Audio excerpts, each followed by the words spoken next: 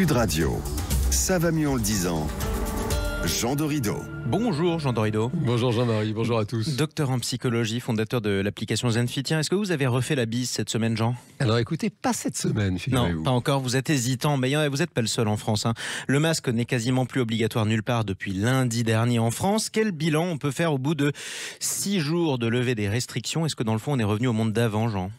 Alors écoutez, c'est une très bonne question. Sur le port du masque, en fait, on se rend compte que d'abord ça dépend des zones géographiques, parce qu'on va pas se mentir, il y a des zones où, ma foi, le port était un petit peu, ma foi, assez vague, assez ambigu. Et puis on se rend compte aussi que ça dépend des personnes. Il y a vraiment des différences interindividuelles. C'était déjà le cas pour le confinement. On sait qu'il y a des personnes qui ont très bien vécu le confinement, alors que d'autres, notamment les jeunes, pour qui c'était très très difficile. Et là, on voit que c'est la même chose pour le port du masque. Certains le conservent, d'autres l'enlèvent allègrement. En fait, ça, c'est un grand résultat de la psychologie. Ouais.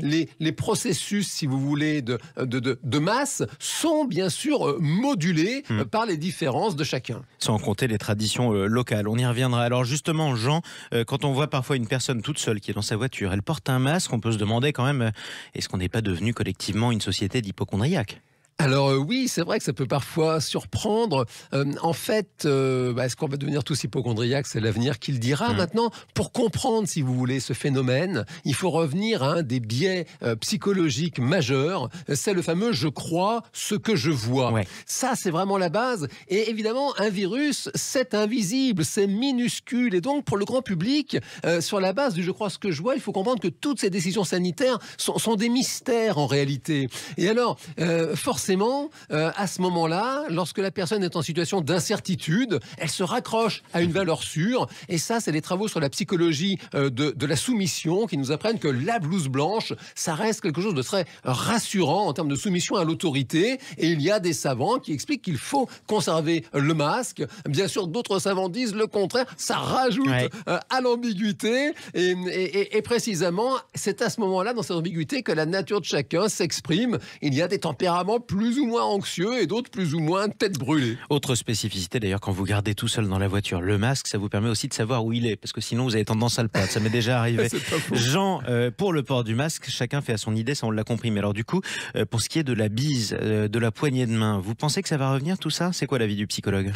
Alors l'avis du psychologue, c'est que bien sûr nous sommes sous influence sociale. Ouais. Et donc nous sommes influencés par le plus grand nombre. Donc là on revient au « je crois ce que je vois ». Si personne ne serre la main, ne fait la bise, eh bien ça va aller dans le sens d'un statu quo. Et puis il y a quand même une autre règle de psychologie bien connue, c'est le fameux chasser le naturel, il revient au galop. Et là la question, on fait un petit détour par l'anthropologie, est-ce que c'est vraiment dans notre nature de se serrer la main, de se faire la bise ? C'est pas si sûr. Regardez les Américains, ils font des hugs, ils ne se serrent pas la main, voilà, ils ne font pas la bise. Et typiquement, selon les contextes, souvenez-vous, les plus anciens, au moment de la tuberculose, on n'embrassait plus les enfants, justement parce que c'était trop contagieux. C'est vrai que c'était dangereux à l'époque. Alors, peut-être pour terminer, Jean, un pronostic pour l'avenir de ces contacts sociaux et physiques ?